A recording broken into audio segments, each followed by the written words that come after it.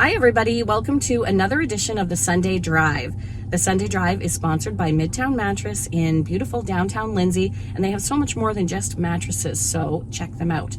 Today we are speaking with Chrissy Molnar, who is on the Ontario Championship curling team, wheelchair curling team, and she is now heading to the Nationals. So we're going to chat with her about that and a whole host of other things. So sit back, relax, and enjoy this edition of the Sunday Drive.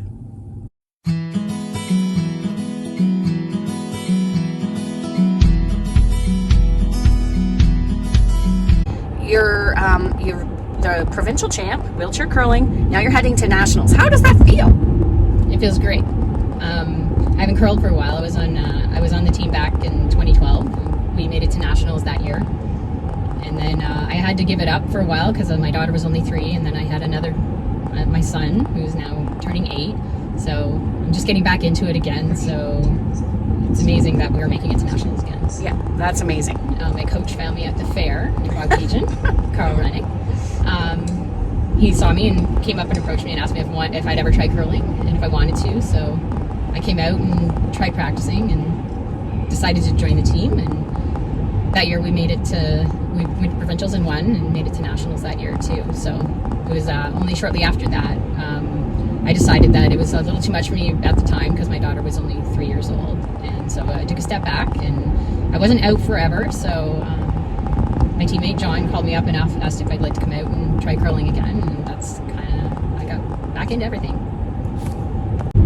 And the teammate that you're talking about is John Thurston, yep. Right? And he has been on many winning wheelchair curling teams. Yeah. So how does it feel to be, curling alongside him and the rest of the team? It's amazing. He's a really great teacher as well, so I'm kind of learning from the best right now, him and Carl.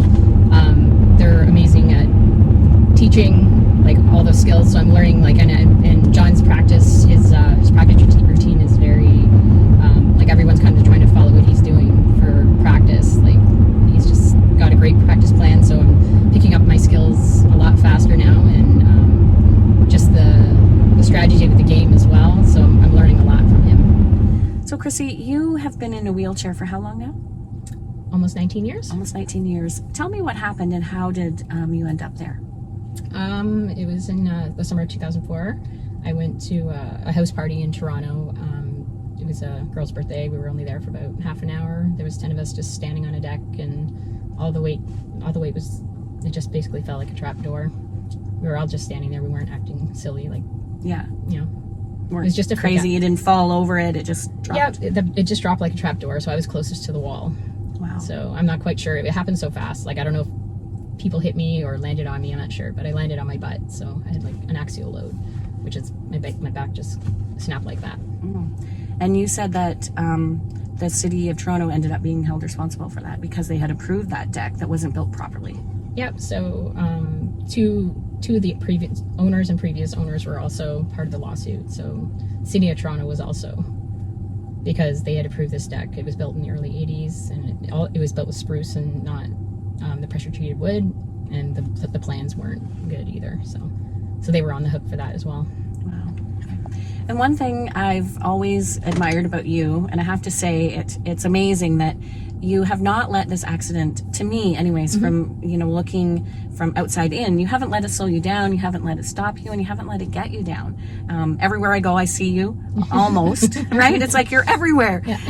And tell me more about that. What is it inside you that helped you to overcome that and not let it impact you in a negative way? Well, I definitely had some dark times. I haven't always been this way. So after my accident, I went through a couple of rough years.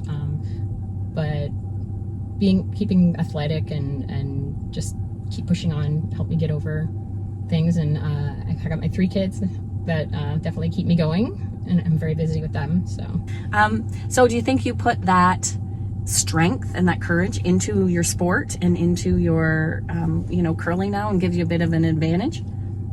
Yeah, for any sport, right? You have to have a good work ethic, and you have to be determined to succeed, right? You can't just give up. If it's not going well, you have to just keep going, right? Yeah, never give up.